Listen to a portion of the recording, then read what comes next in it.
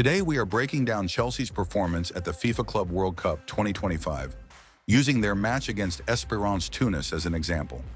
Chelsea's base formation is a 4-3-3, but in possession, it transforms into the typical 3-2-5 structure seen with many modern managers. Interestingly, Malo Gusto, playing as the left back, yes, they're testing him on the left side, tucks inside into midfield, forming a double pivot alongside Romeo Lavia. Chelsea's central players are extremely active. Enzo Fernandez and Christopher Nkunku frequently drift into the half spaces to receive the ball. Malo Gusto, acting as an inverted fullback, was heavily involved in attacking play, aggressively exploiting the channels created by the central midfielder's movement. Nkunku also impressed in this game, operating as a balanced number 10, constantly finding pockets of space between the lines and making runs in behind. Here's another example. Enzo Fernandez receives the ball in the half space, pulls a defender with him, and Malo Gusto, the left back, makes an intelligent run into the vacated area. Overall, Malo Gusto's timing and understanding of when to exploit space in attack really impressed me in this match. He showed great awareness of when and where to make his movements. As for Espérance's structure, they defended in a 5-4-1 block, with wingbacks positioned extremely wide. The idea behind this was to prevent Chelsea's wingers from easily receiving the ball on the flanks. However, this left massive gaps between Espérance's fullbacks and center-backs, spaces that Chelsea could exploit with direct runs. The Espérance fullbacks were essentially left exposed with no midfield support, creating huge isolation situations. In this moment, we can see a 12.5-meter gap between Espérance's center-back and fullback, which Nkunku is already sprinting into, completely unmarked. The midfielder is tracking back, but he's lost both the positional battle and momentum, allowing Nkunku to easily receive the ball in that zone. Here's another similar example. The Espérance fullback appears ready to block the pass towards Noni Madueke. But again, look at the massive gap between the fullback and the center-back. Madueke gets the ball. In this particular moment, because Espérance are in a low block, Madueke doesn't have many options, as the fullback receives cover and support. But when these situations occur higher up the pitch, in a mid-block, it's shocking to see an 18-meter gap between your fullback and center-back, with nobody providing cover. Against wingers like Madueke, you're essentially handing them a free license to operate. Just look at this sequence. Madueke dribbles past 3 players and delivers a dangerous cross. There were only 2 correct tactical responses. Either provide proper support on the flank, one player presses Madueke, the other provides cover. Or you deliberately sit off, give him space, but delay engagement until the edge of your penalty area. This is precisely why European teams are tactically more prepared for such situations. Lastly, I want to talk about Delap, Chelsea's new signing, a striker. This was his first start, not counting minor appearances. And wow, how good he looked, a very balanced profile. He constantly finds space between the lines with perfect timing. His link-up play is excellent, quick one-touch passes, sharp progressive balls, and he's always ready to attack the space in behind. Plus, he has good finishing ability. Honestly, what more do you want from a striker? I personally think he'll easily win the competition for the starting spot over Nicholas Jackson.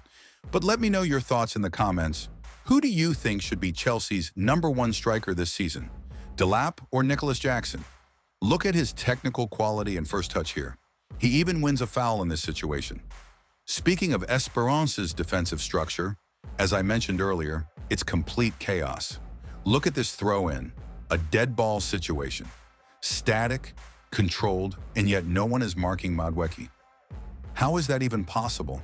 In what country, on what team in the world would you see this? It's as if they came to the Club World Cup not as players, but as spectators, with front row seats but on the pitch. It's ridiculous. Obviously, Madueke picks up the ball and drives forward. But let's focus on Delap, who positions himself smartly between the lines. What's interesting here is how he uses his left arm to create separation. He extends his arm and prevents the defender from closing him down. He maintains control of the space perfectly, keeping the opponent at arm's length, ready to hold them off if necessary. That's brilliant awareness. And then he even unleashes a pretty powerful strike from outside the box.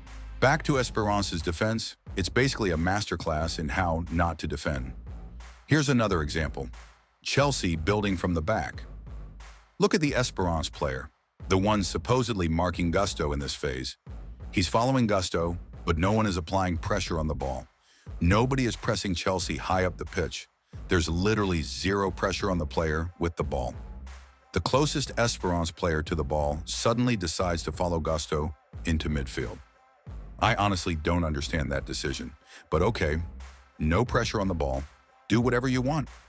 Next, Delap drops deeper between the lines to help link play, and again, Espérance's defensive structure raises serious questions. As a center back, how can you possibly allow a player of Chelsea's level to have 5 meters of space between the lines to receive the ball? Next, let's look at the player marking Gusto, the one who followed him for this entire sequence. Gusto tucks inside into midfield, but the Espérance player fails to track him tightly. Where's the engagement? The concentration? It's simply not there. Then as Delap drops deeper, logically, one of the inside forwards pushes higher to occupy the striker's space. In this case, it's Nkunku, who drops in and positions himself between the lines. Here too, the Espérance defender tracking Nkunku is slightly more proactive than the one marking Delap, but still fails to intercept or close down quickly enough. Nkunku takes a clean first touch, drives centrally, and progresses the attack. With just 2 passes, the ball moves wide to Madueke, completely unopposed. Meanwhile, Nkunku, the same player who initiated the attack, is now wide open in Espérance's midfield zone. Madueke can calmly find him with a pass, and that's exactly what happens. Nkunku receives the ball in acres of space and even gets a shot away. One sequence, so many defensive errors from Espérance. But here's what truly shocks me. Despite not pressing high, despite sitting in a mid to low block, there's zero compactness. It makes no sense. When you're set up in a mid or low block, you need compactness. Yet Espérance leaves acres of space behind their defensive line, inviting runs in behind. Even worse, there's a 12-meter gap between the midfield and defensive lines. Some teams maintain total compactness across all 3 defensive lines within 15 meters, even in a 4-4-2 structure. Yet here, Espérance leaves 12 meters just between the midfield and backline alone. And on top of all the chaos we've already described, Espérance also left a 21-meter gap between their fullback and center back. 21 meters. That corridor is wide open to exploit with runs in behind. And of course, that's exactly where the pass is played. It's shocking. Absolutely terrible defending. Let's talk about their decision-making on the ball too. It's clear Espérance aren't at the level required to play out from the back with short passing at a Club World Cup. So they opt for long balls, which in this context could make sense. But look at the details here. Whether the ball is played by this player or that one, the idea is the same. There's basically no chance for a successful short build-up in this moment. But here's the issue. The team isn't ready for a long ball either. Instead of preparing the structure, the player just blindly launches it forward. Meanwhile, 3 of his teammates drop deep, clearly positioning themselves to receive a short pass. Yet the ball is lumped forward straight to a Chelsea player. Chaos. You either play one style or the other. If you're building short, the whole team drops accordingly. That's the right decision. But if you're playing direct, create proper structure and options for it. Here's another example where they actually set up better. Immediate long ball, tall forwards ready to fight for it. Now pause the video and ask yourself, if your forward wins the aerial duel, where should he be directing the ball?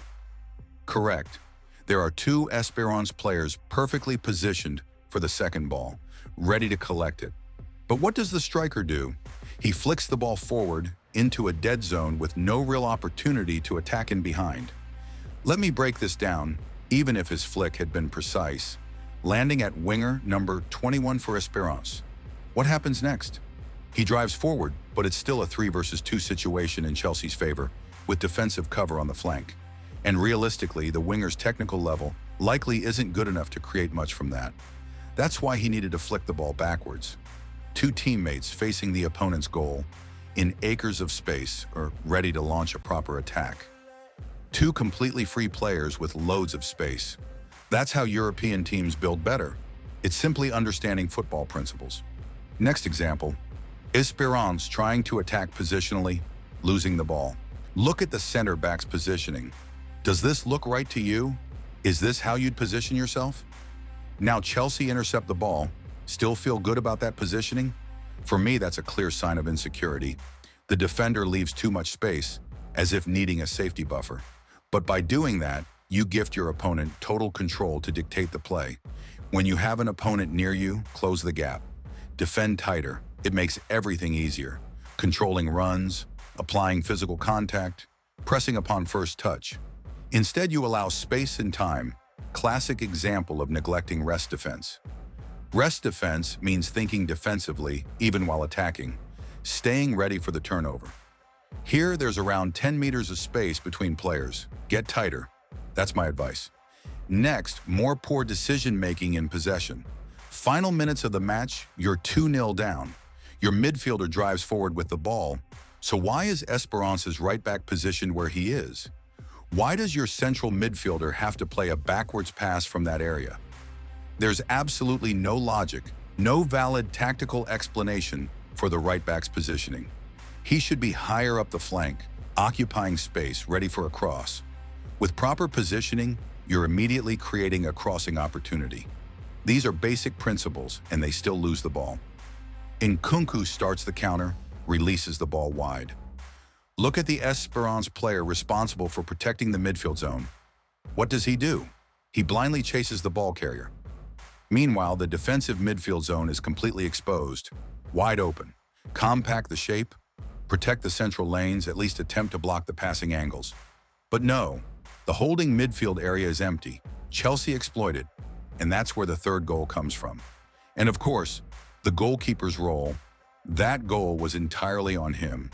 Basic goalkeeper error on top of all the tactical mistakes. But to be fair, despite all my criticism of Espérance, Chelsea also had defensive flaws.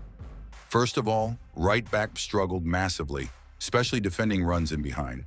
Chelsea pressed high, forcing Espérance to clear long, but their structure at times still left vulnerabilities. Espérance managed to bypass Chelsea's pressing block with a simple long ball, and here we see their center back making yet another poor decision. Where would you direct this header? Certainly not here, but that's exactly where he heads it. I get it. The ball went over his head, he was tracking back under pressure. But still, you head the ball straight to an opponent's feet. These are the details that matter. Chelsea themselves were vulnerable to similar long passes, with Espérance constantly targeting the space between Chelsea's fullback and center back. I honestly don't understand Chelsea's defensive line. These aren't the kind of defenders you look at and think, these guys are solid, they'll shut things down. Instead, every one of them looks capable of creating danger near own goal. Total control of the situation, ball possession inside your own penalty area, and yet you lose the ball. It's shocking. Chelsea's defensive setup is confusing, to say the least. Here, Adarabioyo sprints back, loses the ball under minimal pressure, barely recovers to win it back. I don't understand. It's dreadful. Chelsea's defensive performance is a real horror show. Then you have Gusto trying to keep possession, losing the ball, sliding in desperately to clear it. Chelsea's defenders are creating problems for themselves out of nothing.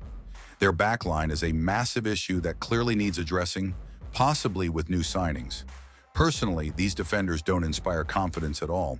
We also saw moments where Chelsea's right winger, Dewsbury Hall, failed to track back, staying high up the pitch. That gave Espérance opportunities to switch play and attack down that side. But since it's Espérance, their short passing let them down. Simple, misplaced passes out of bounds with no real attacking threat. And now to the final moment we'll break down today. The interesting goal from Chelsea, scored by the same defender who made defensive mistakes earlier, Adarabioyo. Chelsea win an attacking free kick. Enzo Fernandez steps up to deliver. Watch carefully. Adarabioyo initially stands offside. Notice the crucial detail. He pushes the defender, marking him, disrupting his positioning. Right at that moment, Enzo delivers the ball. By shoving the defender and knocking him off balance, Adarabioyo creates space. Pause the footage. Look at the advantage Adarabioyo has now. He's already 1 meter ahead, facing goal, ready to sprint forward with dynamic momentum. Nobody covers that zone because the defender, who should be marking him, is still recovering from being shoved off his line. Easy header, goal for Chelsea. Very clever set-piece execution. But honestly, judging Chelsea's overall performance from this match, I wouldn't go overboard. The opponent was clearly weak. What really concerns me are the defensive issues. Individual mistakes, uncertainty at the back. It leaves me with serious doubts about how Chelsea will build their game with such shaky center backs. Let me know your thoughts in the comments. Do Chelsea need to strengthen their defense? What's your take on this match? And of course, don't forget to like the video and subscribe to the channel for more football tactical analysis content.